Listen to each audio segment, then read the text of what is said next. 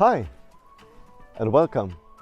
Like you can see, almost all the snow is gone. We had a radical change in temperatures, like a 30-degree difference from 2 weeks ago. So it feels almost a little bit like spring, although it is a little bit early to say. Today we're talking about trekking poles, why and how to use them. And I will also do a short review on my choice since a couple of years, the LEKI Khumbu Lite.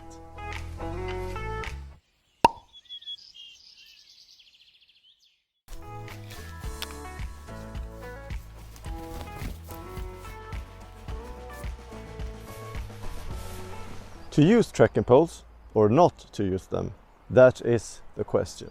First, we dive into the why you should use them and what the actual benefits are. Trekking poles will help you to move forward with less effort, with a better posture and stability. Just imagine yourself with a heavy backpack. The normal posture is then to bend slightly forward to make up for the weight. But with trekking poles, you have the added stability to help you straighten up your body to help with the forward movement.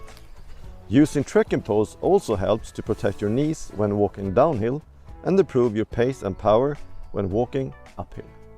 Trekking poles also improves your balance, like when it's slippery and during a water crossing. With the poles you can also check how deep the water is, if the rocks are loose or not, so all in all it will make your water crossing safer. I also experience sometimes, especially when it's hot and when I put in a lot of effort, that my hands get swollen. I don't know if you have any problems with that, but when I use trekking poles, I haven't experienced any problem with swollen hands, so that's a good thing. Other areas when trekking poles is useful is of course if you have a trekking pole supported tent. In that case you can save weight because you don't need to bring any tent poles. Some people also say that trekking poles is useful as a weapon for self-defense. Well, I think if I will find myself in a position when I need to defend myself, I would probably just throw the trekking poles at them and run the hell out of there. Well, that brings us to the how to use a trekking pole. And for many people who are familiar with cross-country skiing, it comes naturally. For others, it might seem a little bit awkward. But the first thing you should make sure of is that you should use your wrist straps correctly. They are there to support you to loosen your grip and transfer that forward motion from your body to the pole in a natural way. Putting the straps on is done from underneath and up. You then grip the pole with the strap in your hand. The strap will then lie on top of your hand like this, and the pressure will be there and not in your grip when walking. The length should be so that the forearm is more or less parallel with the ground, but there you can mix and try different lengths. Some prefer longer, some shorter. You can also try to change the length while walking. For example, if you walk uphill, you might want them to be a little bit shorter, and walking downhill, you might want them to be a little bit longer.